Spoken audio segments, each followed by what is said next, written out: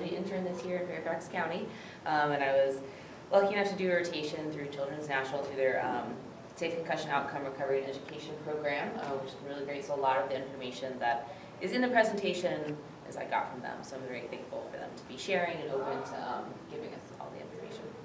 Okay, so we're going to go through what is a concussion, what are the signs and symptoms, recognition and response, management and recovery, some resources, and then question and answer. And feel free if you have questions during it, just to raise your hand and ask.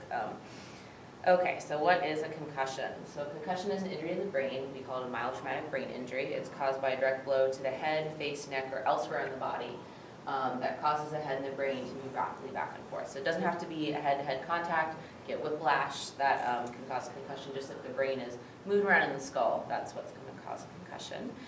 And then it results in the onset of impaired brain function, which produces, right, it kind of manifests in these clinical signs and symptoms. And there's 4 domains that we kind of categorize these symptoms into.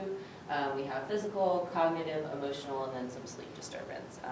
And actually it's pretty unusual to involve loss of consciousness. I think there's kind of myths that, you know, the only way to tell you have a concussion is if you lose consciousness, but that's actually not true. We usually don't see that actually. So this just is kind of showing, this is a video, so this is what happens. Your brain does not light up, but this is essentially what's going on. Your brain rattles back and forth. So with that, if you can see from that image, this is why helmets don't actually prevent concussion. They prevent skull fracture, because if you think about your skull, that is like your own helmet, right? So that's like the helmet to your brain. So even if you get hit wearing a helmet, your brain is still shaking inside your skull, right? So helmets are great. I love helmets. I'm not saying don't wear helmets, but they, for the most part, are not going to prevent a concussion. So with a concussion, really what it is when that brain shakes back and forth, it kind of messes up the software of the brain. So it's not a hardware structural problem. That's why it doesn't show up on MRIs or CT scans, right? That's really looking for those things like brain bleeds or fracture, things like that. So really it's a change in the neurochemical process. The brain gets stretched and strained, and that disrupts the chemical flow of the brain. And then those kind of chemical signals that go back and forth are slower, they're not working properly, and that's what we see. So it's really more of that software problem. So this is how we explain it in clinic a lot. These do have to do with concussion. So when we get kids and families into clinic, we like to give them a brief concussion 101. So we say, so concussion is, your brain is kind of like the texture of mayonnaise if you think about it. So if you think of a mayonnaise jar, right, it moves around a lot, it's kind of soft. When you get a concussion, it's like if you were to shake up a snow globe, right? And all those snowflakes are kind of like the neurochemicals getting disrupted, right? That flow's disrupted and they're everywhere. And recovery is kind of like, you want the snowflakes in that globe to settle down, right? What happens at the concussion, like I said, it gets stretched and strained your brain and kind of the neurochemical process gets disrupted. And then we say that your brain after that concussion is like a bad battery. So in recovery, your brain needs to take lots of energy to recover. So you don't have as much left. You're using all this energy to recover. You don't have as much left to do your normal day-to-day things, okay? So when you do those things, when you try to exert yourself, whether it's cognitively or physically, that battery drains really fast because you only have part of it anyways, because the rest of it's going to recovery. With part of that battery, it drains really fast, and that's when you get symptoms, right? Your symptoms are really just telling you that you've overdone it. You're not damaging your brain anymore when you get symptoms. So when your kid says, oh, I have a headache after doing a math problem, or I'm really tired, or I feel nauseous, that's not, your brain's not getting worse, it's just you've overdone it, you need to take a break to recharge that battery, right? And it's just going to take a while for your battery to get back to normal. Does that make sense? Yes. Yeah. So that's kind of like the little blurb we give in clinic. I think it's good. Okay, so some signs and symptoms.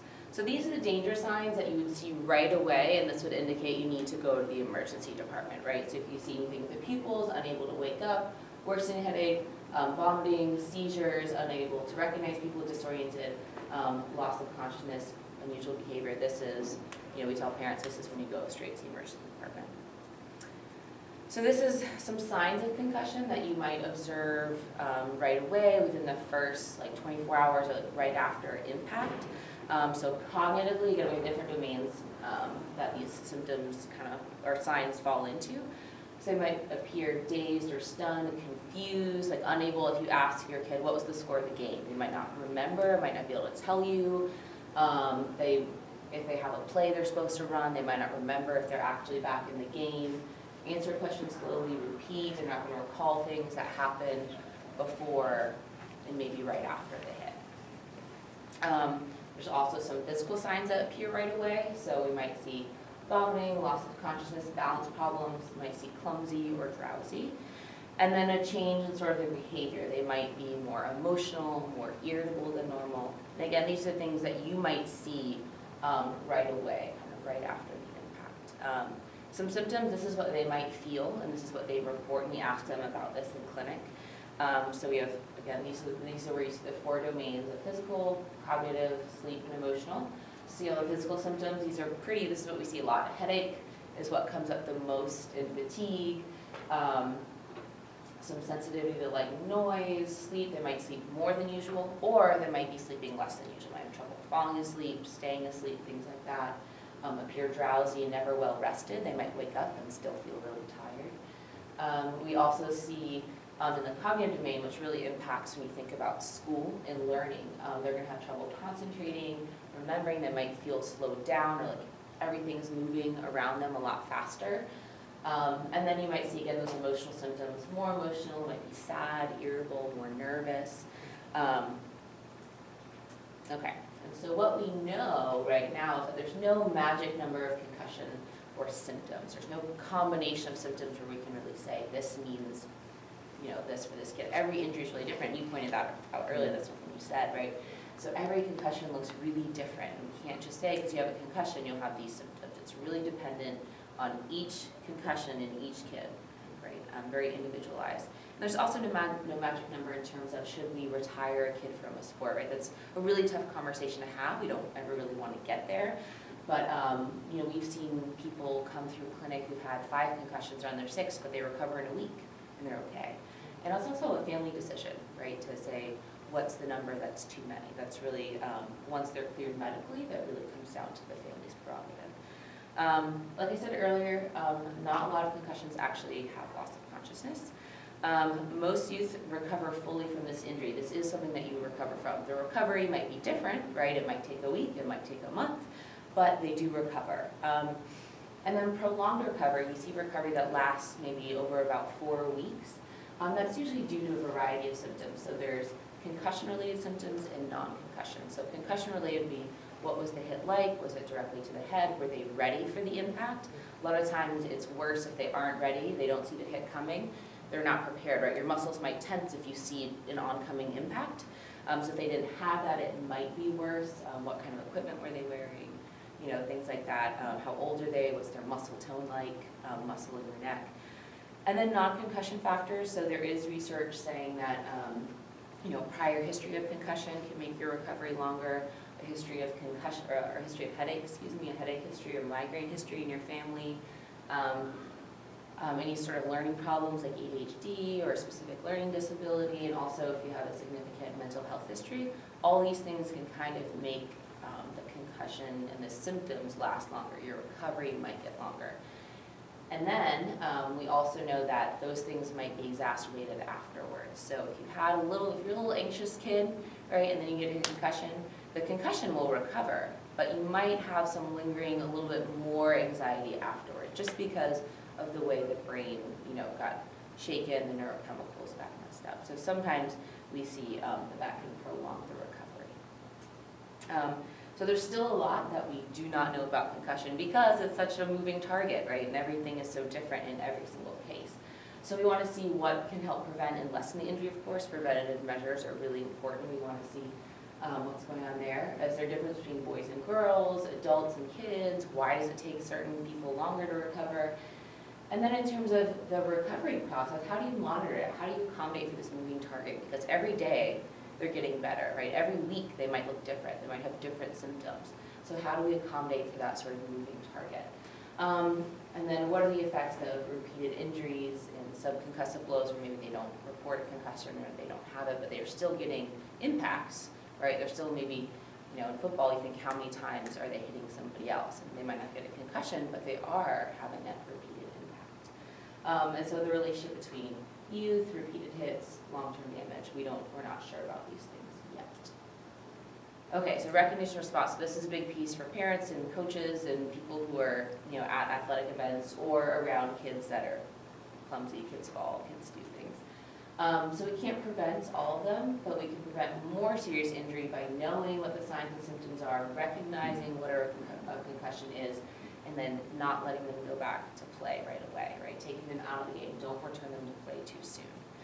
And then we can take steps to prevent prolonged recovery. So we need to learn to manage the injury, right? And support the athlete or just the student, right? They don't have to be an athlete to get a concussion.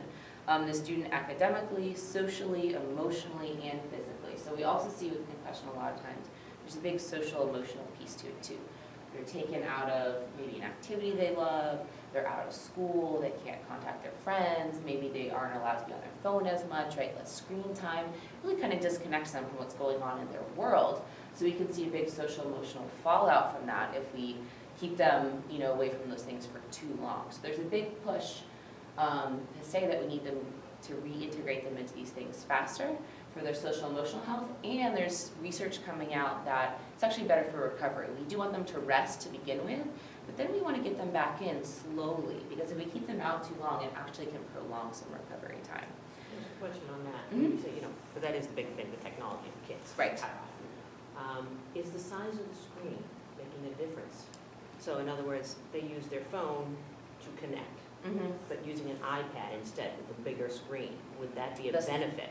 The size of the screen, does that? For the straining of the eyes? That's a great question. I actually don't know the answer if the size of the screen really impacts anything like that. Yeah. But, it's really case by case, right? Some kids, they can be on the screen for 30 minutes, no symptoms, right? It's all based on what symptoms are presenting. If they get basically the rule is if they have a symptom, pull back. Right, if it gets to be too big, pull back. So, I don't know, I can ask and get back to you if you want. But yeah, I'm not sure. I know that, just kind of anecdotally from clinic, that a lot of kids complain about the smart boards in classrooms. Like, they don't complain about their laptop or like a TV, but when all the lights are off and just the smart board's on for like the 90-minute class, if they have a block schedule, like that can be really tough. So, that's just kind of, okay, so how can you recognize a concussion? So one, if there's a blow or force to the head or the body, remember it doesn't have to be a head-to-head contact or the head hitting something, your body gets hit hard enough and your brain shakes. So if there's a blow or force to the head or body. And then the second thing is if you see a change in function, behavior, or performance, and if you see an emergence of those signs and symptoms, remember we talked about if they seem dazed or confused, if they have balance problems right away. So these are the two things you look for. So a blow and then a change in behavior or function. Okay. So where do you go? So we talked about already, if you see the danger signs, you should go to the emergency department. Right? Initially, you want to probably go to your pediatrician, and that's where most people are going to get that initial diagnosis and early management strategies. That's an important step. If there are ongoing problems, especially with headaches, right, and pain management, you can see a neurologist. And then you might want to go to a specialty clinic like SCORE, the one at Nova. If they have a history of concussions or mild traumatic brain injury, if they have persistent symptoms over a week, right, or lasting longer than that. And to help with the return to school program. If it seems complicated, if you're facing barriers with the school system, that's a good place to go to get documentation and support with what kind of accommodations you can get, and also accommodations that can be appropriate for your kid. They're not going to be generic. You want them to be specific, right? And then also to get that clearance for returning to sports or competition. That's when you want to go to a specialty clinic. Okay, so talking about management and recovery. Okay, so what we know is that concussion has an impact on school and learning, right? It's harder for them to learn, it's hard for them to concentrate in the classroom when they have these ongoing symptoms, whether they're physical, cognitive, sleep, emotional, right? It impacts the way they perform at school. But we also know that being in the classroom and being at school and trying to learn impacts their recovery, right? So when they're in the classroom and they're getting symptoms and they're not taking a break and they're trying to power through, which a lot of kids do, right? They want to do well, they want to achieve, they want to be in the classroom. Well, that might slow down their recovery if they're not taking those breaks. If they're constantly pushing through these symptoms, and making their symptoms so bad that actually can prolong the recovery. So really what we'll talk about in terms of the recovery process and management is finding this balance. We call it the sweet spot, right? Not too much, not too little. You'll see that come up in the presentation. So this is from the CDC, and the CDC is a great place to go online to get resources. They have the Heads Up on Concussion program there. This is really the first place, if I were to Google search concussion and I saw CDC, this is the first link I would click on. So definitely go there if you want more information. But from what they say, these are the symptoms that manifest in school most commonly, right? So we see trouble paying attention, trouble learning and remembering information, a lot of retention problems. They might seem more impulsive during class, harder to deal with stress because they already have a lot of stress going on. They're making more irritable, difficulty organizing, may feel tired during class, and their symptoms are going to get worse because they're exerting themselves cognitively. So we see an increase in those symptoms, especially headache. That one comes up a lot. So this is research. So in the clinic at Children's, they also collect a lot of research on what they're doing so they can constantly improve, right, how they're recommending people to recovery and management strategies. So these are, asking what kinds of problems are you having in school since your injury, and it's broken out into elementary, middle, and high school.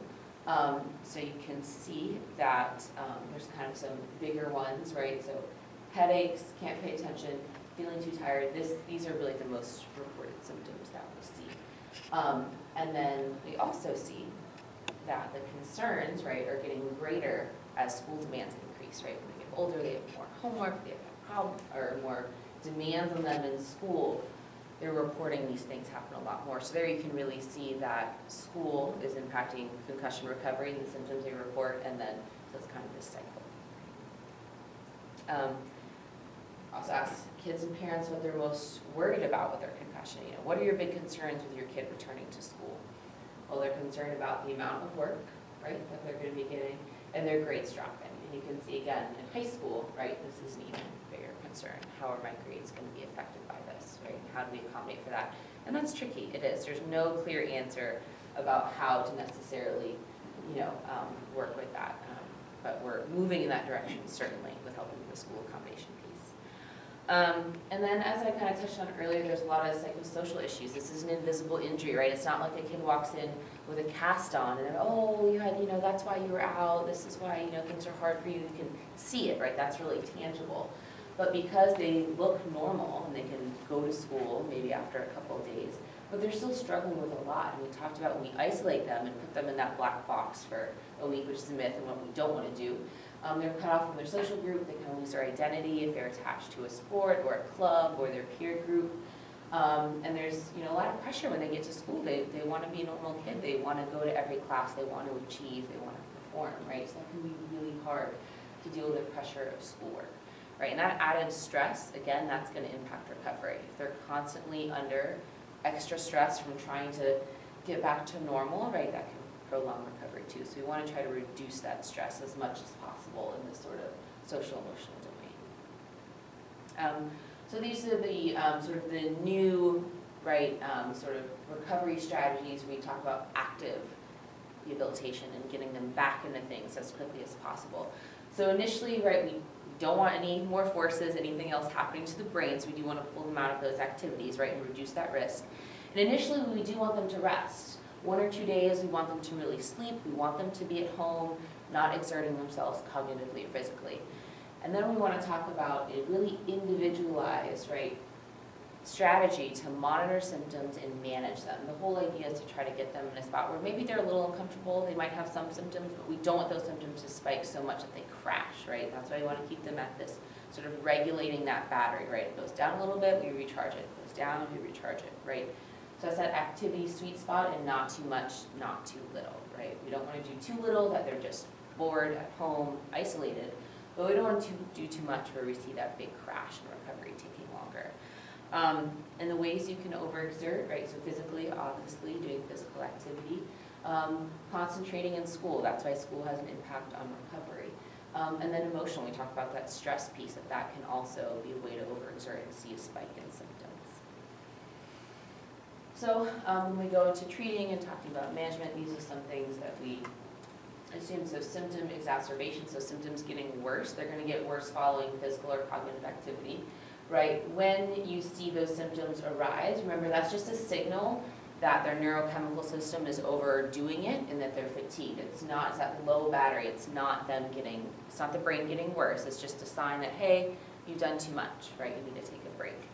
You're being pushed beyond your limits, right? So we want to find a way to manage those demands on the brain.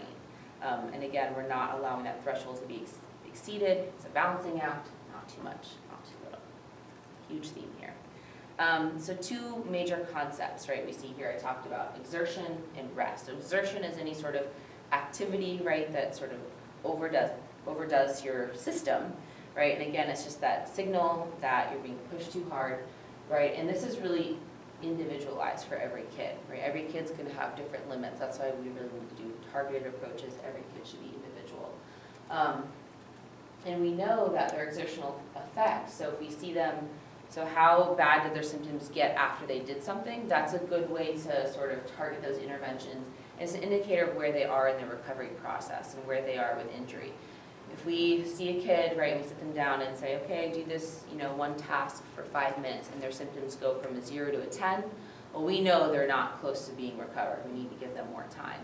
But if they can sit in a room for 30 minutes and do a lot of work, right, and their symptom goes up by, if you say on a 0 to 10 point scale goes up 1 point, then okay, they're pretty close. They're not getting those symptoms after exerting. We can say they're closer to recovery. Does that piece make sense? Then we talk about rest, right? So rest is really a big continuum, right?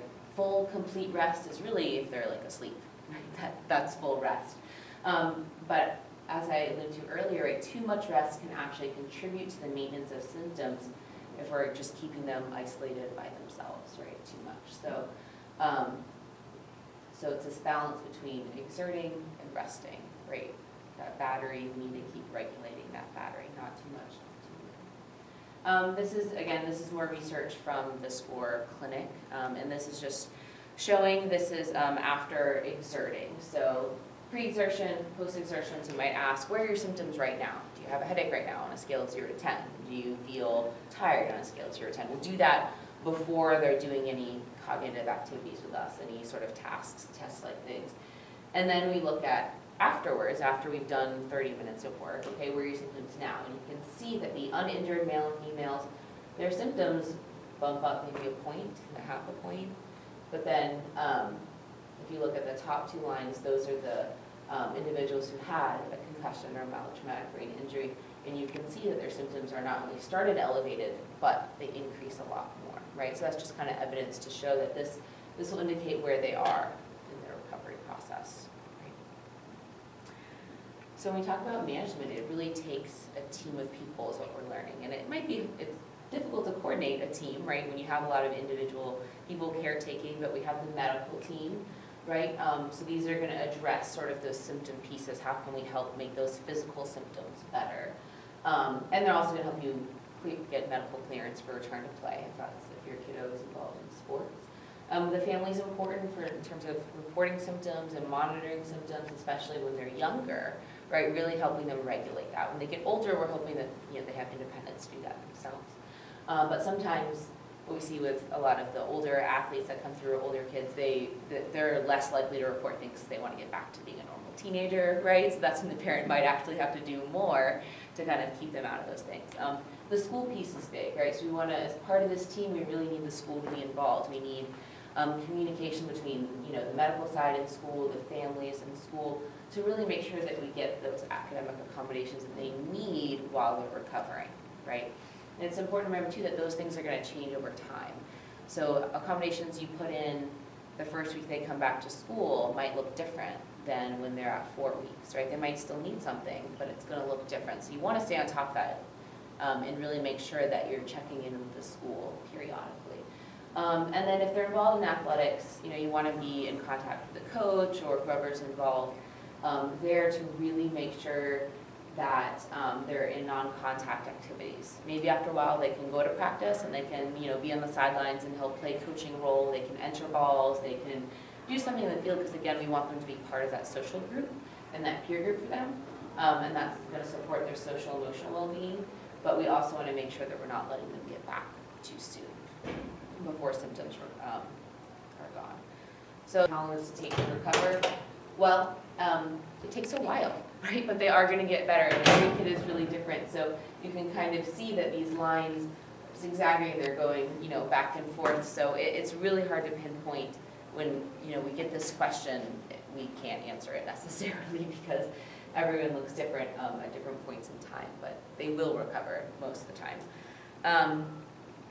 So this is, again, information from the children's program about kind of how they view the stages of returning to school. So at first, right, for the first few days, you might keep them out of school, right, so they really get to rest, recover, symptoms get better. But pretty quickly, we want to get them back to their normal routine. So going to school for a partial day, maybe they just go for the morning, kind of, and a good idea would, you want to keep them out of PE, maybe specials, or, those extracurriculars aren't as important. But keep them in some of the core classes that they're going to be in, and just get them back in there as much as possible. And even if they only go for an hour and have to take a rest break halfway through the hour, that's fine, right? But getting them in there, getting them in the classroom, and not really putting a lot of demands on them is important, right? We want them to say, okay, just be a participant in the classroom. You don't have to worry about taking notes or doing the assignments, just kind of be an open learner while you're in there and just try to sit in the classroom. And then we want to move to maybe a full day and maximal supports would be rest breaks throughout the day, extended time, reduced homework load. Those are some of the supports that we'd see in place when they come fully back to school. And then they might return to school and only have moderate supports. And this is all in response to their symptoms. So it really depends on how they're feeling.